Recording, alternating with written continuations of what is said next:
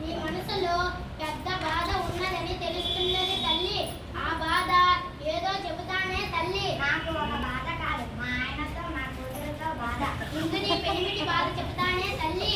తల్లి పలుకు, కంచి కామాక్షి పలుకు, ముదురు మీనాక్షి పలుకు, కాశీ విశాలాక్షి పలుకు.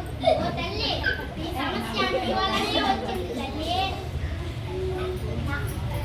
Disconnected. నీ పెనిమిటి ఇంటికి వచ్చినప్పుడు నువ్వు టీవీ ధ్యాసలో ఉంటావు తల్లి, పట్టించుకోవు తల్లి.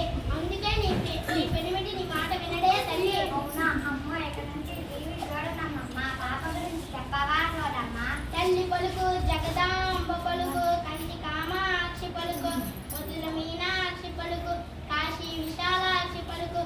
తల్లి, ఇది కూడా నీ వల్లనే వచ్చింది తల్లి. పాప ఇది వరకు చురుగ్గా ఉండేది, కానీ ఇప్పుడు గొడుగ్గా మారింది.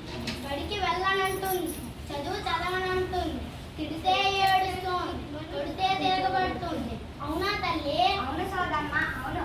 నా పిల్ల గురించి ఎక్కడి గుడి లేదు, మొక్కని దేవుడు లేడు. వాళ్ళని ఆడుతూ పాడుతూ చదువుతున్న వాళ్ళని వీళ్ళని చూసి నీ పిల్లని తీసుకెళ్ళి ఇంగ్లీషు బడిలో వేసినావు.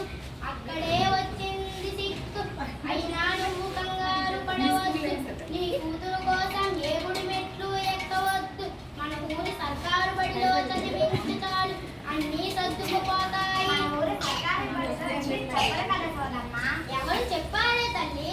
మన ఊరి సర్కారు బడిలో మంచి చదువు చెబుతున్నారు, ఇంగ్లీషు పాఠాలు చెబుతున్నారు, మధ్యాహ్నం పప్పు గుడ్డు చెక్కీలు అంబలి ఇస్తారు, మంచి ఆరోగ్యంగా ఉంటుంది, బట్టలు పుస్తకాలు ఇస్తారు. నీ కూతురిని అక్కడే చదివించు. రేపు నీ కూతురు డాక్టరో ఇంజనీరో అవుతుంది. అలాగే సోదమ్మ, రేపే మా పాపకి సర్కారు బడిలోకి పంపిస్తా. రేపు నీ కూతురు